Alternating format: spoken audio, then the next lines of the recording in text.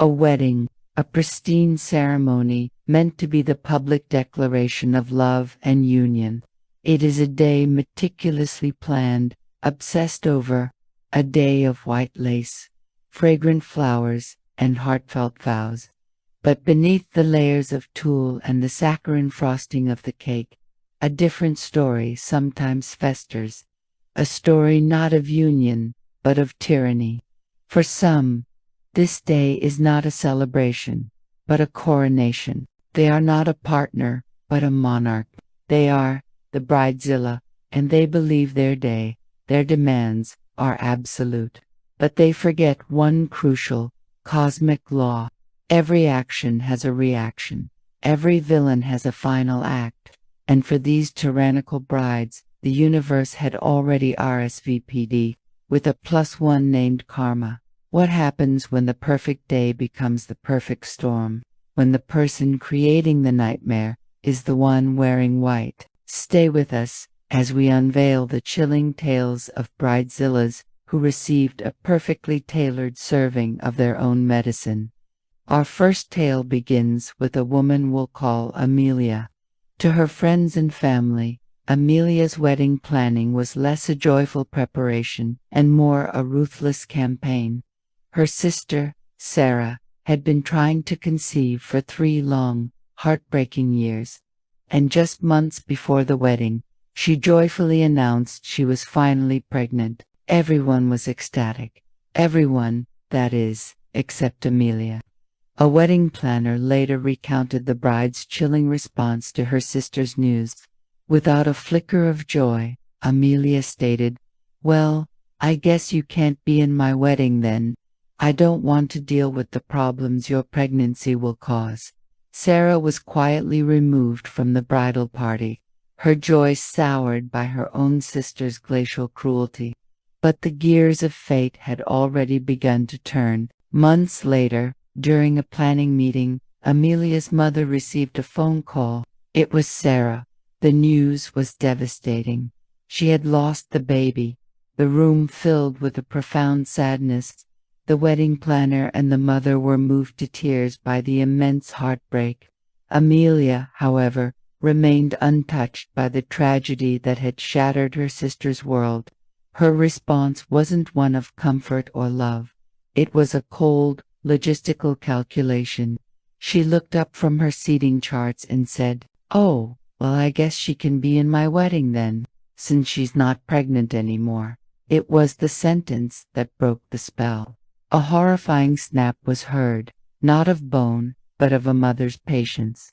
The planner described it as seeing something snap behind another person's eyes, in a voice described as deadly calm.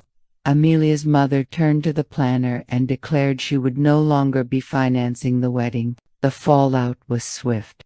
The next day, the groom, having learned of his utter lack of compassion, called to cancel the wedding entirely. In her quest for the perfect, unblemished day, Amelia's cold heart had cost her everything: the wedding, the money, and the man. A perfect day, indeed. Perfect in its absolute and poetic destruction. But some brides don't just alienate their family. They choose to commit the ultimate betrayal, just moments before saying "I do." Meet Dana. From the very beginning, her wedding was a storm of demands. She insisted her bridesmaids pay $2,000 each for dresses they couldn't afford. She tried to force them to cancel their family holidays for a bachelorette party. She even kicked a bridesmaid out of the wedding party for not drinking alcohol due to her religion, first accusing her of being pregnant in front of her conservative parents.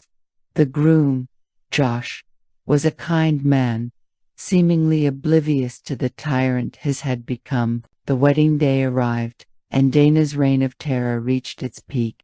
She was a whirlwind of rage, a constant tempest of meltdowns, making wedding staff and her own bridesmaids cry. About 30 minutes before the ceremony was set to begin, the exhausted bridesmaids were granted a brief reprieve when Dana asked for some time alone to decompress. They fled, eager for a moment of peace before the ceremony. But Dana had other plans for her alone time. The clock ticked closer. Guests were seated. The music was ready. 5 minutes to go. Suddenly, the maid of honor ran to the others, her face pale with shock. "The wedding is cancelled," she whispered urgently. The reason was more sordid than anyone could imagine. The groom, Josh, had gone to see his bride for a final moment before the ceremony. But when he opened the door, he found her, not decompressing, but in a compromising position, with his own uncle. The explosion was immediate and absolute. Josh didn't just call off the wedding. He publicly disowned her, told off his uncle, and left with his friends to have what one can only hope was the world's greatest single-man party ever. To add the final, crushing blow, he told Dana and her parents that she alone would be responsible for all the cancellation fees. Her own father, in front of everyone, reportedly agreed, telling his daughter she could pay for it herself for her disgraceful behavior. Karma didn't just knock on Dana's door. It kicked it right off the hinges. When the mask of the perfect bride slips, the monster underneath is revealed. But what happens when that monster's obsession with perfection becomes a public spectacle of its own making? Our final cautionary tale is about a bride named Victoria. Victoria considered herself a gourmet baker after a few online tutorials. For her wedding, she made a grand, unshakable decree. She would bake her own 5-tiered wedding cake. This was to be her masterpiece, a monument to her supposed talent. Offers of help were not just rejected, they were forbidden. Her own mother, a retired professional pastry chef, was banned from the kitchen. The week before the wedding was a blur of frantic, solitary baking. The kitchen became a sealed chamber of stress and ambition. The masterpiece was finally assembled on the day, a towering 5-tiered testament to her ego. But as it sat under the reception lights, a terrible transformation began. The frosting started to sweat. The once proud tower began to list, ever so slightly, like a sinking ship. The guests noticed. They whispered amongst themselves, staring at the grotesque parody of a wedding cake. But the true, unadulterated horror was yet to come. The moment arrived for the ceremonial first cut. As the bride and groom slid the silver knife into the bottom tier, the cake didn't just collapse. It gave way with a sickening, wet sigh. An avalanche of raw, uncooked batter slimed its way down the tiers, a sticky, humiliating flood. The room fell into a stunned, horrified silence. Her DIY dream, her grand masterpiece, had become a 5-tiered public humiliation. The ultimate symbol of her wedding was a literal, gooey mess, a perfect metaphor for a bride consumed by her own raw, unmanageable pride. The quest for perfection can be a dangerous obsession. A wedding is supposed to be a project of the heart, not a ruthless dictatorship. These stories serve as a chilling reminder that cruelty, betrayal, and blinding pride always have consequences. The universe keeps a perfect ledger, and in the end, everyone gets the reception they truly deserve. So, what's the most shocking Bridezilla nightmare you've ever witnessed? Share your chilling story in the comments below.